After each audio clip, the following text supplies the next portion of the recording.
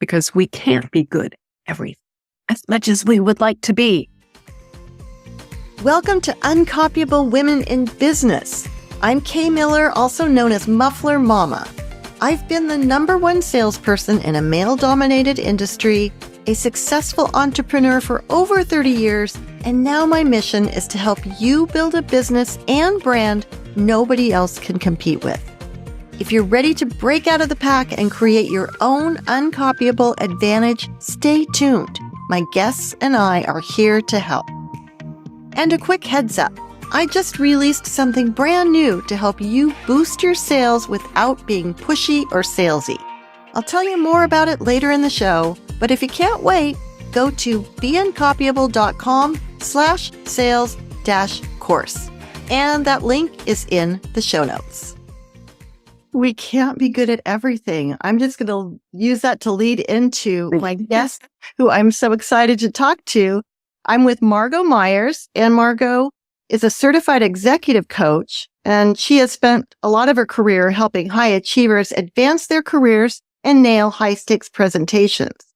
Here's what I think is very interesting. Margo spent over 20 years as a TV news anchor, multiple locations, but she ended up in Seattle, which is my hometown. Margo, I feel like I know you, even though I don't, and I'm sure a lot of listeners and viewers feel that way. Then in 2009, she started her own communications and PR company. Things got pretty interesting from there. Margo, I'm going to let you talk about that. First of all, I would like to say welcome to the podcast. Oh, thanks for having me, Kay. I'm happy to be here. And I know that we share a little overlap in our years coming up through Washington State. So I'm excited to talk to you about that. Yeah, I am too. And I knew that you went to Washington State University, WSU, but I'd forgotten about that. But it makes sense. Washington State has a really great communications program. I'm sure people listening, you don't realize that Edward R. Murrow went to Washington State University. He went to WSU and probably the most famous, besides you, the most famous graduate. Oh, I'm not. Kathy Gertson, Keith Jackson, all kinds of people over the years. Eric Johnson. WSU has launched a number of really great journalist careers over the years. And so I was really lucky to be on the professional advisory board for a number of years. And then when Kathy Gertson passed, and I worked with her at Como for a number of years, President Floyd, he tasked me with the job of finding a way to honor Kathy on campus. And so now we have Gertson Hall on the WSU campus that is home to a number of the communications programs and classes. So I'm very proud of that and was happy to do that with really a wonderful team of people. And Kathy Gertson, she was amazing. Unfortunately, died way too young, but she was also in your group of that time. And not only did you and I both go to WSU, but we were there at the same time. I graduated in 82. I think you said, 83 is when I graduated. And we just found all these connections, including the fact that we lived in the exact same dorm before you went into a sorority. Mm-hmm. So that's quite the coincidences there. And like I said, just watching you on the news, I felt like I knew you and there was a connection. So it makes sense that you went into your own communications and PR agency. So one of the topics that really pertains to our discussion, and that's women in leadership. So what were you telling me right before we started recording? When I left TV news, started my own business, and that was all well and good. And then about the same time, I also had the opportunity to join a startup where I joined with Suzanne Keel-Ekman and Jenny Hogan, and we put together a women's leadership group or course. And it started out as Go Girl Academy and morphed into Springboard Academy. And it was a great program for teaching women leadership. So this would have been about 2010 or so. And then we had companies start asking us, can you bring some of those topics into our companies? And we want you to teach both women and men. And so we did that, and we became the Springboard Academy and did that for several years. And we had been bringing in executive coaches for some parts of the program, finally, Suzanne and I looked at each other and said, okay, why are we doing this? Why don't we just become coaches? And so we did. And so I got my coaching certification through the Hudson Institute of Coaching in Santa Barbara. It was a very rigorous program. It's a very well-known, and there are many Hudson trained coaches in the Seattle area. It's a fantastic program. And so I've been doing executive and leadership coaching really for the last decade and absolutely love it. But really got my start doing that, putting together this women leadership course, which is a completely different track. And at the same time, it just built on everything that I had learned coming up in news. And in fact, I was telling the story yesterday to one of my former coworkers, and I was speaking at a coaching event in Seattle, and I had this master coach look at me and snarkily say, so how can you go from being a news anchor to being a coach? I said, it's funny you should ask, because what do we do as coaches? We develop rapport with our clients. What do we do as reporters and anchors? We develop rapport with our viewers. What do we do as coaches? We listen. What do we do as reporters and anchors? We listen, right? We ask questions. We do the same as coaches. We pull the relevant threads of information and help people make sense of that. And she's, okay, I get it. Anyway, so that's what I've been doing really for the last decade. And I love that. And I love seeing people have those aha moments where it all comes together and they figure it out. I would like to have you share a few things about your advice to women in leadership and in sales, like you said, in communication, connection. I know you personally are not looking for more clients now. So just want to say that you're moving into a new chapter. You've got some great clients you are already working with, but not really taking new ones, and moving into some new endeavors. We talked about painting, which hopefully we'll get time to talk about a little bit. But, you are just such a master of reinvention. And first of all, how did you have the guts to become a newscaster? That's scary. And you went on multiple locations, mostly California, but didn't you say Oklahoma, I think? Yeah, I moved around. First, it was really funny because it was my mom who said, you might want to consider going into news. You're good with people. You're good at writing and telling stories. And so really it was my mom who suggested that. And I went to WSU, that they do have a fabulous communications program. And I started off in broadcasting. I got into a broadcasting class my freshman year. And I can remember the professor, Glenn Johnson, who said, broadcasting can be a really tough career because you work weird hours. It can be tough on your family life. It's 24/7, especially if there's breaking news. And there's a lot of divorce. And I thought, God, who in their right mind would want to do that? So I immediately transferred out of broadcasting. Really? Into journalism. And because I figured, okay, I can write anywhere. And Go figure. That's pretty funny, really, huh? And then my senior year, I really discovered that I missed putting the words with the pictures. I'm very visual. And I really missed that part.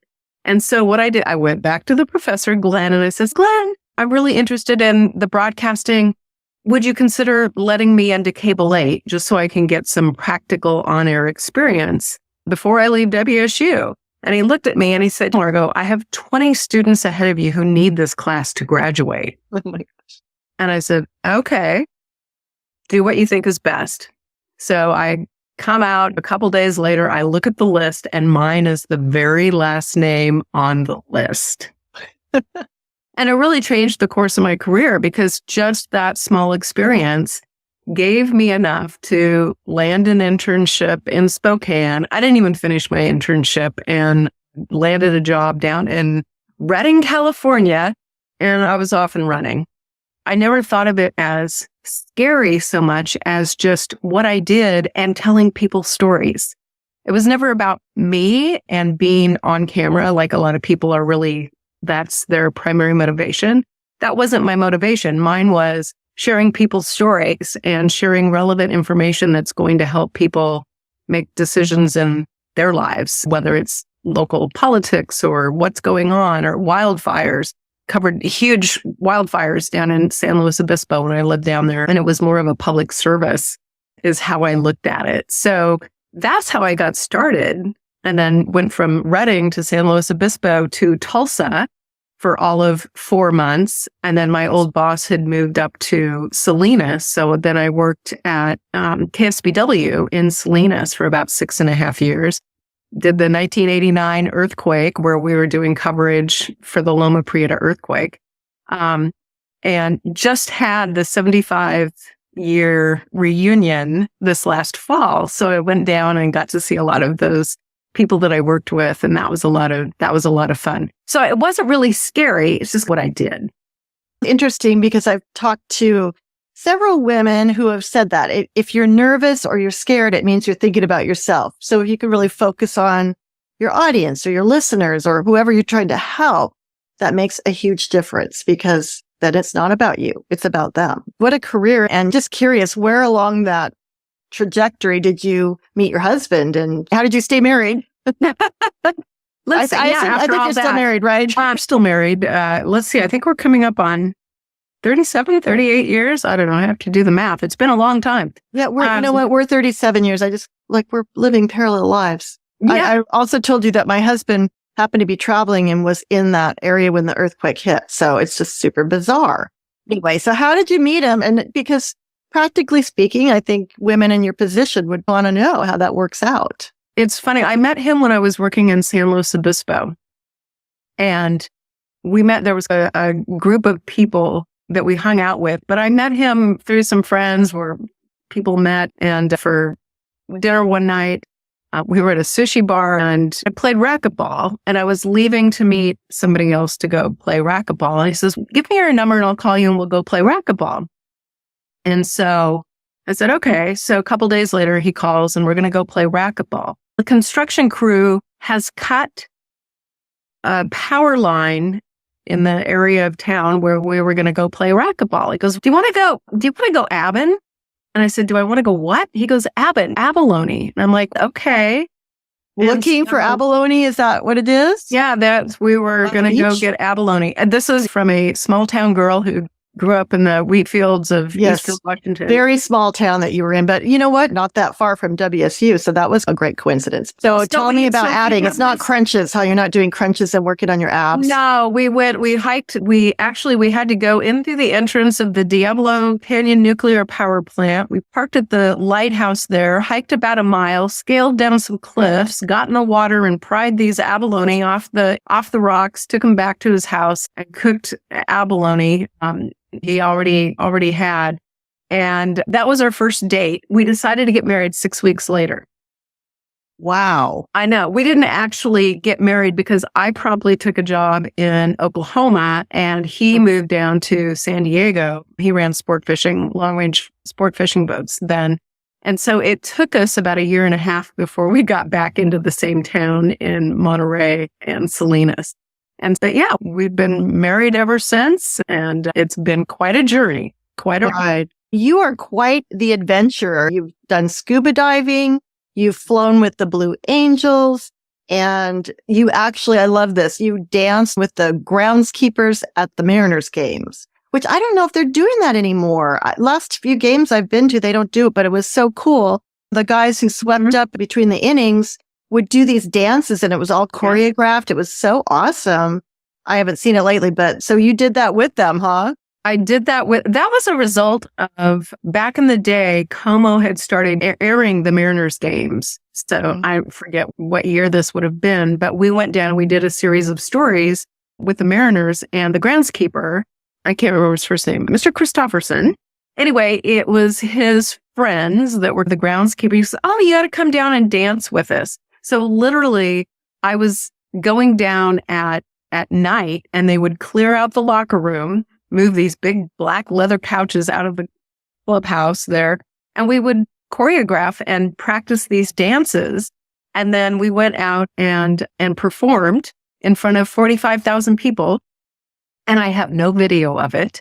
And I was really awful. But I remember being really nervous because these rakes are huge, and we actually did have to do raking around the bases and do groundskeeping. And anyway, and I didn't want to hit Brett Boone with the rake. That was my second base. And I remember that. And we did our routine and went back in. I still have the uniform, the clothes that we wore for that. And it was really fun. Hey there, just popping in for a quick break to tell you more about that thing I mentioned earlier. It's called the Uncopyable Sales Secrets video series. It's a 9-part bite-sized course I created to help you sell more without feeling pushy or salesy.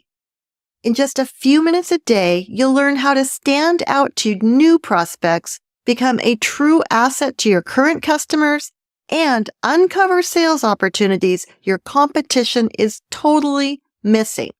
If you're serious about growing your sales and your business, this will work for you. Check it out at beuncopyable.com/sales-course. And by the way, that link is in the show notes. Now, back to the show. It seems like you never say no to something exciting and adventuresome. So that's a great quality. And let's talk about what other qualities made you great as a news anchor. And I know one of them was hard work. I read you had to get up for how many years at 2-something in the morning. And you had that confidence. And then now you work with women on leadership. So what do you think is it about Margo Myers that has helped you be successful in various endeavors, meeting challenges? Honestly, I'm always up for something new. I'm always up for a challenge. I'm an adrenaline junkie. I get that from my dad. When my dad retired from being a wheat farmer, what did he do? He raced hydroplanes. And I get that from my dad. Yeah, I think just being up for things that are different or new, I'm totally consider myself a lifelong learner. Hard work. Growing up, I didn't grow up on the ranch because we didn't move out to the farm until my end of my junior year in high school. But I worked for my grandmother during harvest. And so there was always a lot of work. So I had a very strong work ethic and still do. And so that served me well. And saying yes to opportunity. I also think, and this is for your women listeners, it's really about having that belief in yourself. And early on, in fact, it was my first job in Reading. The news director said, I want you to come down and anchor a newscast with me, because he not only was my boss, but he also was the main anchor. And I said, okay. So we did that, and it went okay. It wasn't great. And we're looking at the video afterwards. And he said, Margo, you're never going to be a great anchor. I said, really? And why is that? He goes, because you have a fat neck. And I just looked at him like, are you serious? And so I looked. Would he have ever said that to a man? I'm just wondering, would he have? No, I'm 23 years old, and I could have folded right there. And I could have said, yeah, you're right. I don't look great on camera. And instead it was like, okay, constructive criticism. Maybe that wasn't the most flattering neckline or outfit that I wore or color, but I knew what I was capable of. And I had that belief in myself. And this is the funny part. This guy went on to hire me like 3 more times as a main anchor. And if you're not watching this, if you're listening, I just have to say, Margo does not have a fat neck. No, I have a double neck, but have that belief in yourself. And don't let somebody else's ideas stand in your way or hold you back, because we all have those limiting beliefs and those stories that we tell ourselves that may or may not be true, right? And I love the quote, everything you want is on the other side of fear. Fear is that one limiting thing, and we get so caught up in what's so-and-so going to think of us, or what will other people say? But at the end of the day, it doesn't really matter. I love that. Yeah, just do Be you. true to yourself. Be true to yourself. And I'm really surprised every time I do a podcast interview, these really successful women like you still have that fear or those negative voices that they have to overcome. So it's not that you don't have fear. Maybe you don't have as much fear as other people who can't even imagine being on network TV or being a newscaster for a major market like Seattle. But you just have to do it, overcome, and you believe in yourself. And part of me wants to say, where does that belief come from? Because if people are listening, if you're listening, you don't have that belief. Do you have any secrets or tips, or do you think it's just partly who you are and partly who you decided to be? I think partly it's who I am and my personality. I played sports growing up. I played basketball and tennis, but a lot of basketball. And part of it is just being confident in yourself and being part of a team and learning all those great lessons that I think sports teaches you. And I think the other thing is, and I work with this with some of my clients, it's look for the small wins. You don't have to solve world peace right out of the box. What are the small steps that you can take that are going to get you those wins?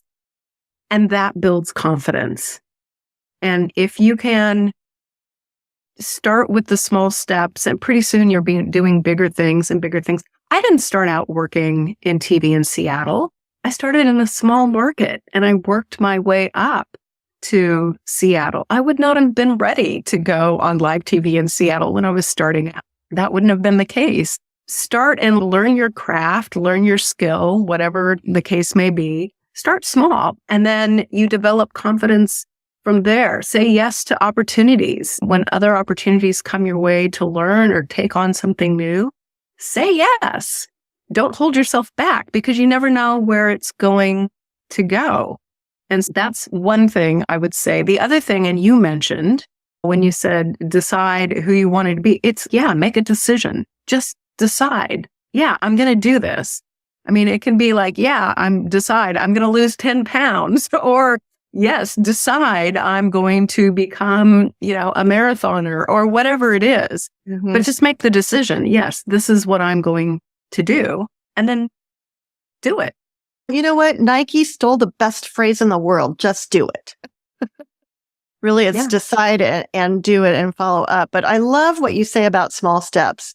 And I didn't know you until you came to Seattle and you're on the news. And I'm like, wow, I felt this connection. You happen to be beautiful. You just had that way of just your persona was great, but you didn't start there. Yeah, Spokane, that was your starting market, and that's small. If you don't know where Spokane is, it's probably because nobody knows where Spokane is. I think that's really interesting. And those are some great pieces of advice. Just in the few minutes that we have left, do you have any other thoughts that come to mind about maybe your own reinventions? Because after you left news, you went on to have your consulting agency, your PR agency. And so what would you say about reinventing yourself? Reinventing yourself. I think we all reinvent ourselves a couple times through life, and making those transitions. We're not always great at making transitions because we don't do big transitions a lot through our lives. And so giving yourself grace, right? It may not go perfect. William Bridges is the father of transitions, and he says every transition begins with an ending. Something ends. And then you enter this neutral zone where you're figuring it out. And that can last for a while as you experiment and try some different things. And then finally you get to that new beginning. And then you're launched into whatever you're doing now. And I think that one thing that I am definitely a firm believer in, and I know we talked about this a little bit, is playing to your strengths.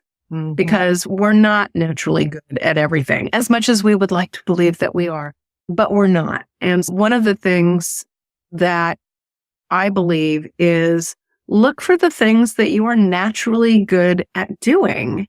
I became a strengths finder coach and work often with clients just to help them find, okay, what are they good at doing? Because people have a general idea, but maybe they don't have the verbiage to go with it and the description of what it is they are great at doing.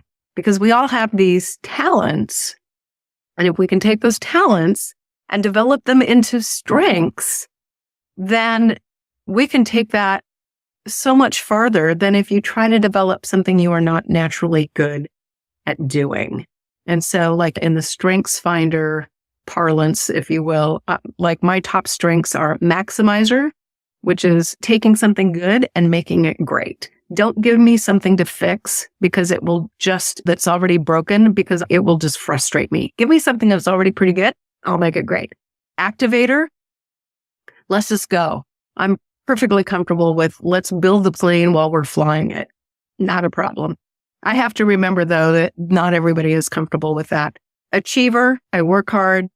Strategic thinker, so knowing instinctively what is the right path to take. And then my other top 5 strength is learner. So being a lifelong learner. Yeah, let's figure it out. We'll learn as we go.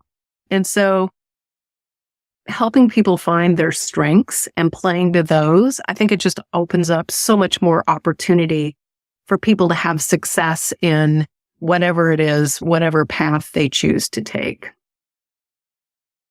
One of the things I like about that is when you talk about the strengths that you have, it reminds me of the color palettes. I can't remember what that was all called, but the system of what color should you wear? Oh yeah, like winter, spring. Yeah, probably a spring or something. But what struck me about that is that the colors I look best in, quote unquote, are also the colors I like. And I think that's the way with strengths, right? Your strengths aren't something that you hate. Usually they're something you're really good at. And I love this quote. You've got some great quotes. Here's my quote. The average child is average. And as a parent, we think our kids are just off the charts brilliant. But the truth is they're average at a lot of things, but they're brilliant at something or some things. And so that just proves the point that you're not going to be great at everything. You're probably going to be average at some things, but you need to find what you really like and go with that. As we close this out, what do you have as far as a recommendation to help listeners find their strengths? Where would you start with that?